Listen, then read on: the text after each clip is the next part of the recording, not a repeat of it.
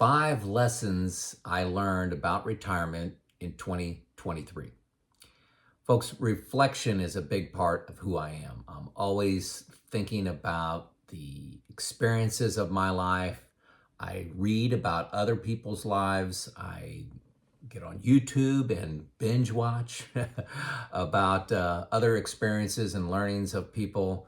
Um, it's a big part of who I am, trying to learn something and be a little bit smarter at the end of the day than I was at the beginning of the day. But, reflection is not the end of the game. Reflection turns to lessons which need to turn into actions. So at the very end of this video, I do have 2 actions I'm planning on taking as a result of some lessons that I learned in 2023. Now, I'm being a little loose with the definition of lessons learned in 2023. Some of these were reinforced with yet another example. So these weren't totally learned from scratch in 2023, but really came home in 2023. So wanted to be honest about that. So, hey, I got 5 lessons learned. I also have, 4 things that have been pretty hard in 2023 on me, and then leads to 2 actions that I'm going to be taking. Really, the timing looks like it's going to be end of Q1 next year. So let's get right into it. Number 1, patience. Everybody tells you the market has ups and downs. Well, 2022 was pretty rough. I was down a lot. I'm sure you were too. If you looked at your December 2021 balance and then you looked at it, anywhere during the latter 2022, is like, man. So yeah, 2021 was a great year. 2022 was pretty rough. 2023 has been pretty good on stocks. I was in December of 2021. My compounded annual growth rate since I retired was at 18%. That's living the dream. Well, today it's 8.5, which is kind of close to historical average. That's not a bad number. Actually, with my models, that's what the number I use, exactly 8.5%. So I'm excited about that. I'm right on plan 5 years into retirement. Have you heard of the term reversion to the mean? 18% was just a ridiculous number. 3 years in and then 2 years to recover to 8%. Never got below 0 though. Never. I was always at a couple percent, so never got below 0. So it's a great feeling here to be retired for 5 years, and actually my net worth is higher than the date I decided to retire. That's the dream. Okay, and that's what's going on for me right now. So patience, patience, patience. I know people that panicked in 2022. Went to all money market funds. I know people that have done that, and it is hard to look at your balances, but just another example. You have 2022, then you have 2023. That's the pattern historically of the stock market. Number 2 lesson learned: I control my behavior, not the market. When the market's down, focus on what you can control. I controlled my spending. Okay, there were some things we didn't do. We did travel, but there were things around the house we didn't do. And I control emotional changes to my plan. I did not change anything about my bucket 1, 2, and 3 money. I did not. I did not move things drastically around because the market was down. I just hunkered down and kept living life. That's hard in a down market. And you folks that say, hey, I can do this and still have a job, I'm laughing, okay? Because I was that person. This is why I say don't go it alone. You got to have somebody to bounce things off of. I've got a retirement group that I run everything by. I have a plan. I have a comprehensive software package I use called New Retirement. I just made a video on how to start a retirement group, if you're interested in that. And the first link below will get you a look at New Retirement. They got a free version. I promise you, if you look at that free version for 15 minutes, you'll end up buying the annual subscription. It's $120 a year, and it's freaking cheap if you're a DIY retirement person. Cheap. You've got to do something like New Retirement.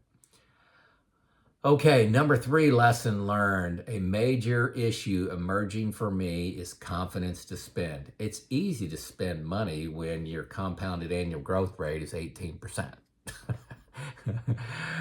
When it's 3, it gets a lot harder. So 2022 was really that hard lesson. And then, like I said, 2023 came back around again. I've made a lot of videos on confidence to spend. One of the things that, I've realized and I'm struggling with is I really could increase my spending about 15%, pretty comfortably. But I'm struggling with that.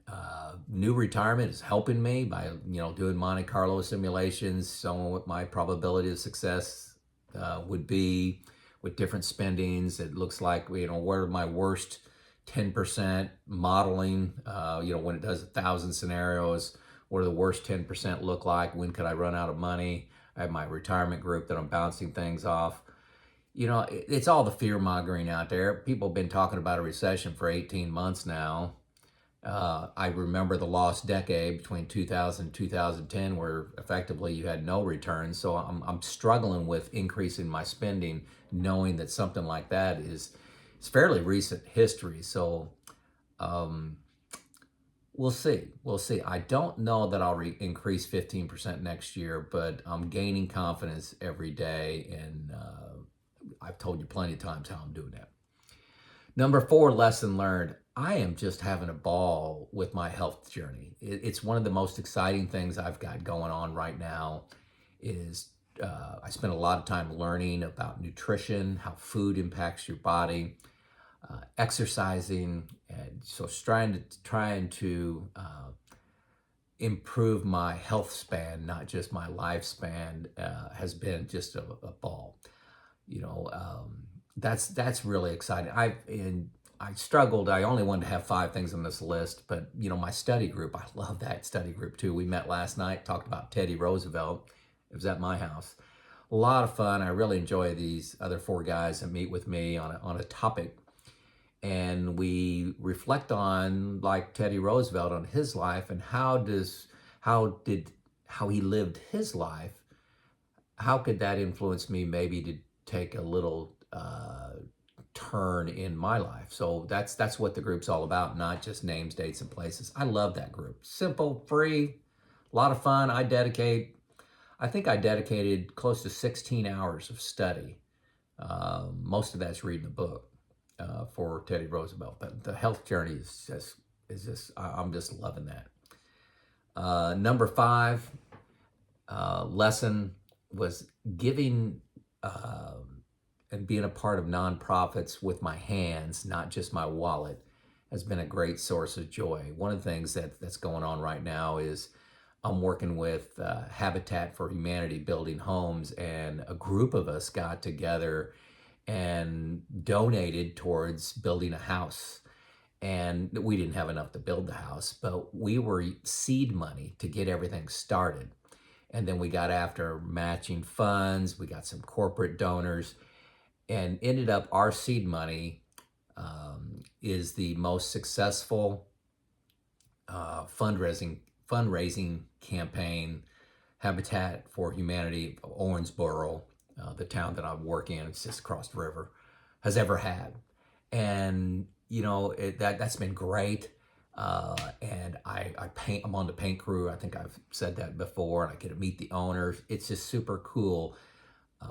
I've always given money to things like Habitat and to my church, but helping a lot more with your hands in retirement is just I have a hard time describing how much joy it brings. And my wife is on a bigger mission than me. She spends an awful lot of time volunteering and helping others. She works at a consignment store where all the profits are donated to people in need in the community. Just at least 20 hours a week she's working there. So those are my 5 lessons learned, where I got more evidence to, for these becoming core beliefs. What's been hard in 2023? Kind of bonus material here. I just chose to add this in the same email or same video, sorry. Confidence to spend, already talked about that. Big issue. I'm getting better at it.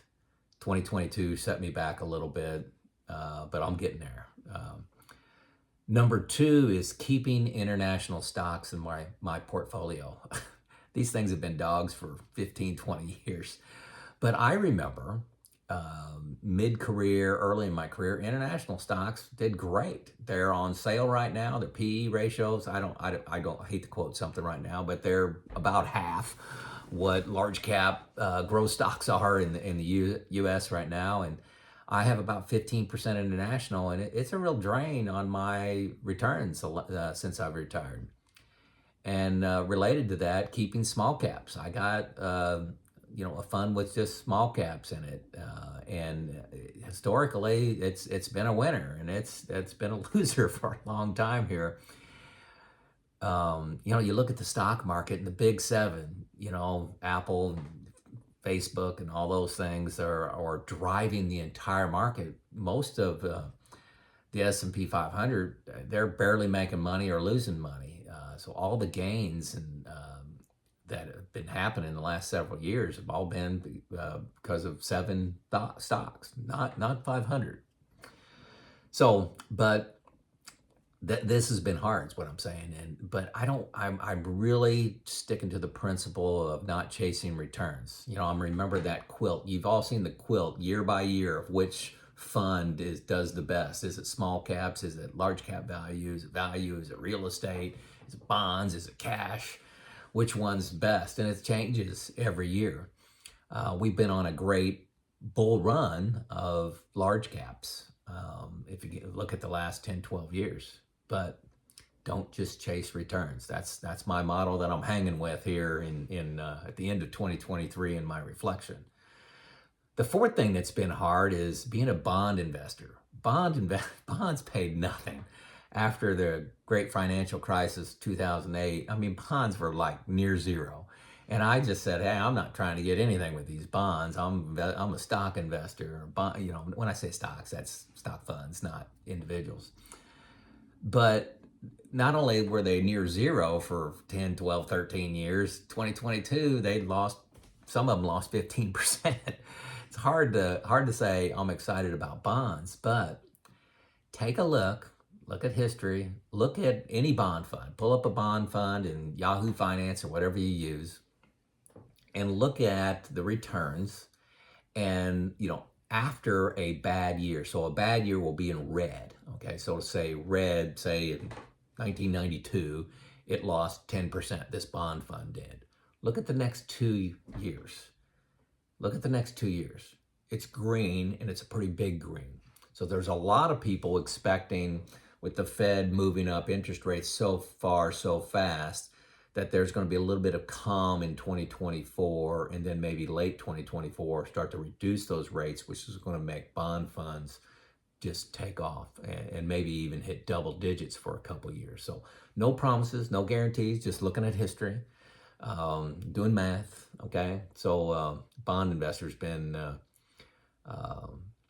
hard to be a bond investor. Okay, so action.